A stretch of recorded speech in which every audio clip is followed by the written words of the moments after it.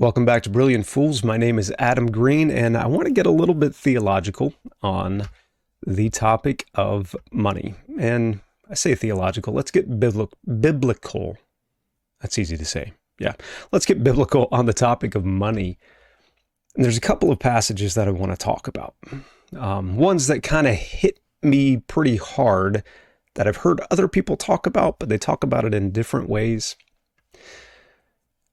Let's just get right into it. Proverbs chapter 13, verse 22 says, "A good man leaves an inheritance to his children's children, and the wealth of the sinner is stored up for the righteous." Okay.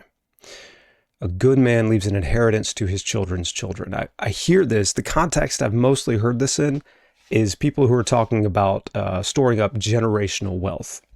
And the ones that are talking about storing up generational wealth, usually, quite honestly, usually what I hear is they really just want to store up wealth for themselves. They're using it kind of as an excuse to build up their wealth.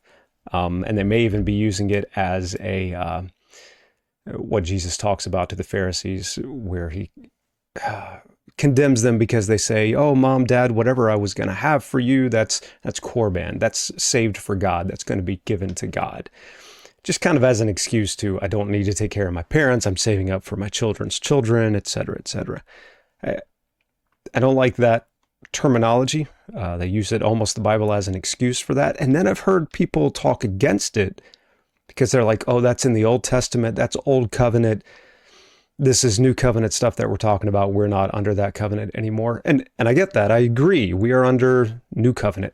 Jesus fulfilled the Old Covenant entirely. It is completed. We are not under the Old Covenant. This is Proverbs. This is not law. This is wisdom literature. And what it's saying is a wise, good man is going to leave an inheritance to his children's children. And really what a lot of this really means is the wealth of a sinner is stored up for the righteous. It tends to mean that those who are just kind of using it for themselves, it goes away. And those who treat it better and are better with it, better with money, good people, the people who are as they ought to be, they're the ones that tend to end up ultimately, in the end, with the wealth. Okay. It's wisdom literature. It's not the law. So this is not an Old Covenant type saying that we're under. But one of the ones that really probably convicts me more, far more, and goes against our culture is 2 Corinthians chapter 12, verse 14. It says, "Here for this third time I am ready to come to you, and I will not be a burden to you." So Paul is talking to the Corinthians here. And he's like, I'm going to come to you for a third time. I'm ready to come, and I don't want to be a burden to you. I don't seek what is yours, but you. I'm seeking you, Corinthians, not what is yours. And I'm not seeking your money and you taking care of me. I'm seeking you. And then he has this phrase, "For children are not responsible to save up for their parents, but parents for their children." Now, some of that has to do with the culture at the time. That's how the culture worked. But it's also part of responsibility for us as parents. I think we get into this culture, or not culture, but in our, in the U.S., in our culture, when you get older, your children start to take care of you. And that's understandable. But very clearly here, he says, no, the parents are to save up for their children. There's also this attitude in the U.S. of, if I'm rich, if I have money, the best thing I can do for my children is to give them none of it. I've got to make sure they learn how to work hard, learn how to do things well, and otherwise they're just going to be spoiled by money. I don't think God looks at it that way. I think God looks at money as amoral. And whether you work hard for it or it's given to you, actually doesn't necessarily determine the way you're going to treat it. I have known many people in many different ways. Some have nothing at all, and they have no attachment to money whatsoever. Some have nothing at all, and all they can think about is money. Their entire life is centered around that, and they don't even realize it. And you probably have met people like this as well. Usually it comes out in terms of, oh, I can't afford that, or, oh, that's But I could buy it over here at this store for 50 cents less than if I bought it at this store. And everything comes down to that money aspect. But then I've known people with a lot of money that worked very hard for it and they have great work ethics. I've known people who have worked very hard for it and now they feel like they've arrived. They've got no work ethic whatsoever. They just don't want to do anything. Most of those people that I know that are that way are retired.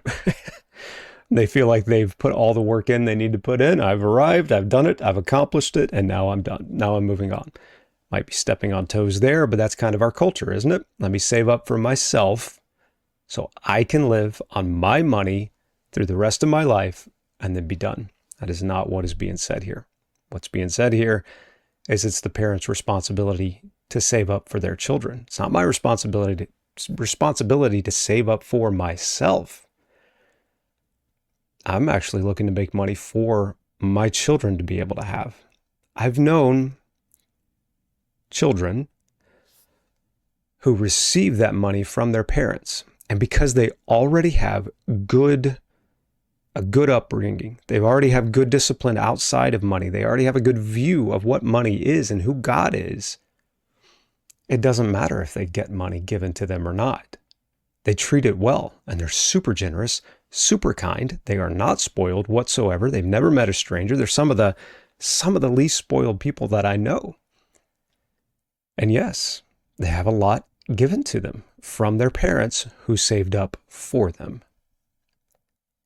And what they tend to do with that money is they tend to take it and use it. They understand it's a tool to be used and grown. It's a seed to be planted and grown, planted in the lives of others, planted in other projects that will help it to grow. It is a tool. It is not a thing to be pursued. I might be getting on a little bit of a high horse here, and maybe I'm completely off base with the way that I'm interpreting this here. But I do feel like this is something to me that I get convicted about.